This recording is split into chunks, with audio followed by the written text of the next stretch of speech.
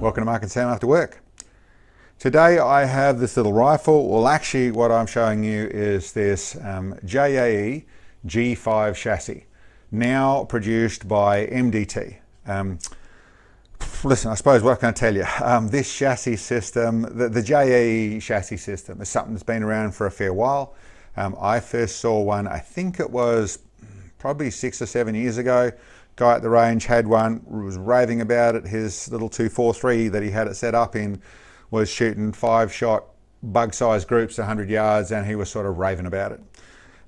They had a look at his rifle. I thought, listen, it was a very impressive looking rifle. Basically the chassis, had it custom built, had a new barrel and nice action bits and pieces. But it was in a chassis system that I hadn't seen before at that stage.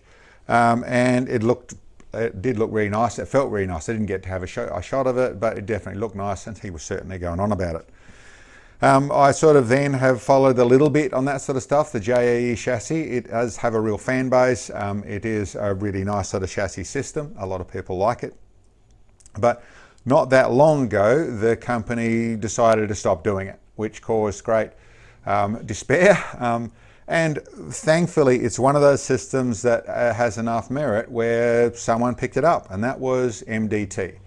MDT in Canada picked it up and decided to go through and turn it into one of their products. So I don't know if that's bought the rights or whatever it was, but they saved the day and they went through and redid the system.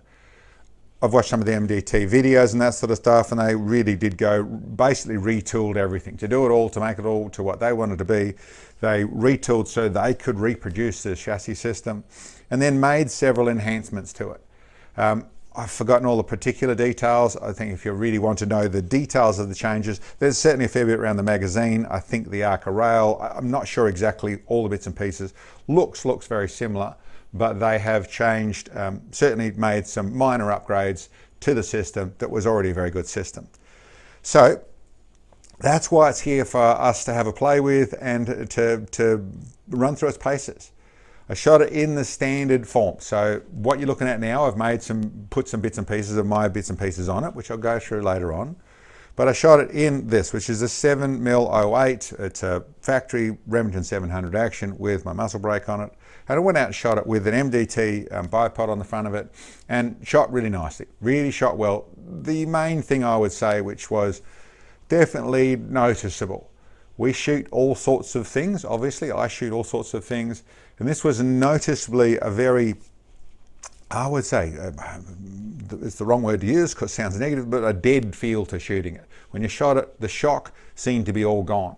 You still had the recoil, but it was the shock was gone. You didn't get the whack. You know, in a composite chassis, the likes of a glass chassis, then you get a real sort of twang, you get a real resonance or real snap as it recoils. Aluminium chassis, you get, it's a little softened, but there's a little bit more of a resonation that goes with a lot of the aluminium stuff. Wood, you get a different and much more there's a feel that goes with the wood as well. This chassis system was one that was very much where most of the shock and the resonance and all that was absorbed. Just a thunk sort of thing. You still get the recoil, I'm not changing that side of it, but it was a very different feel, which I can understand being quite addictive, because it did make it feel nice to shoot. Now, in the standard form, and I should say what that's about is the mixture of an aluminium chassis with the composites that are threaded through it, which would be doing that side of things. The aluminium is taking the crack out of it because there's a little flexibility in that side of things, and the resonance is being absorbed by the way the composites are laid into it. So it's logical what's happening. It's not magic. I suppose the bits that would go with that is that what I found with shooting it was definitely the feel in the standard form, and this is a little my mistake. I had not modified where my butt pad was, so that was right down the bottom here.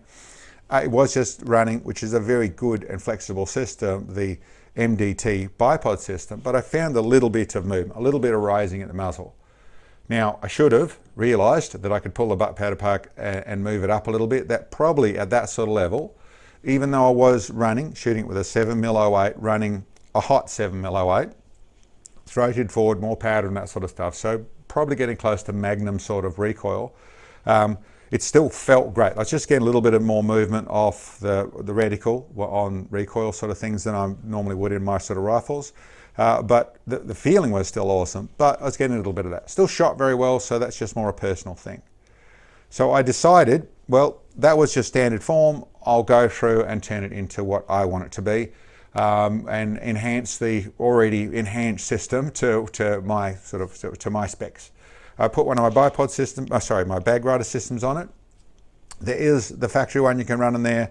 I have my ones. I wanted to see if I could make it work. I used one of my swing swivel stud mounts, tiny bit of spacing at the front to get it all level, but that went on nice and easy, and bolts on the back here. What they provide, MDT, would do the job perfectly as well. Down the back here, I did look at, I could just raise it, but I'd have to say, being a bit long in the neck, being 6'4", the length of pull was a little short for me. So I presume you can get some more spaces and push it back. I made a little spacer plate here, which also elevated a little bit further. So I really like to get that, but a little higher. So I made a little higher to shoot, particularly once I start pushing a 220 grain projectile in a 300 WSM, and the extra recoil to get it as flat as I could. So that's all I did back here. These systems here, the magazine, there's a little bit of setup I got to do to make the longer stuff go through there. So there's a little bit of work I got to do, more action based. But what I can tell you with these, they've done a lot of work to make you be able to position your magazine. There's little space and bits and pieces and kits where you can really set your magazine up to exactly how you want it to be. So that all works fine.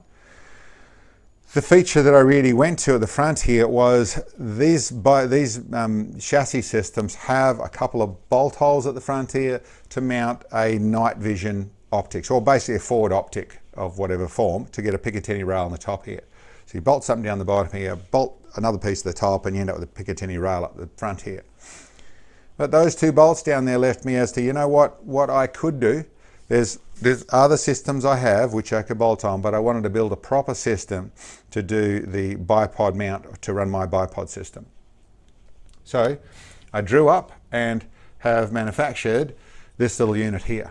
I'll put them on the site, but this actually bolts a couple of studs in here. This bolts to the front, and then that spigot is set forward just for the JAE chassis, where it runs a proper spigot. This is built out of steel. So it's not that heavy, but there's a little bit of weight to the front of it. I'll list the weight on the store. But an actual, not a terrible thing to do for what that precision shooting we do, but ends up with our bipod system there. So we end up with all the features of the bipod system, which include you want to switch over to bag shooting or to tripod shooting, legs tuck away, all sort of nice sort of system on that. I really like the system, and the stability I get out of it, the low center of gravity, all those bits and pieces do seem to help with what we do. So that's what's on the front there. Then we went out and shot it again. Same feel, but now everything's sitting dead flat. It's cycling really well, both from magazine fed to the spicy ones. Shot really nicely, really impressed with it. So I suppose what I would say out of all that, MDT have done, hats off. They've done a really good job in reintroducing this thing to market. I understand the attraction, the JAE fan club. I understand completely the attraction to it. And I think it's the shooting feel, yes, absolutely. The ergonomics, yes.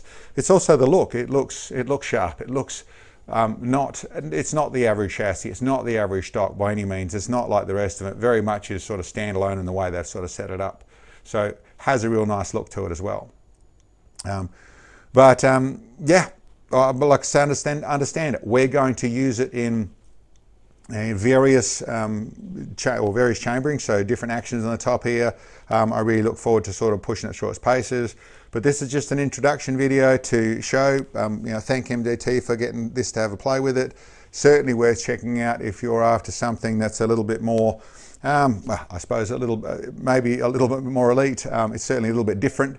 And I think that is very worth, it may be worth a thought for what you're looking for your next rifle.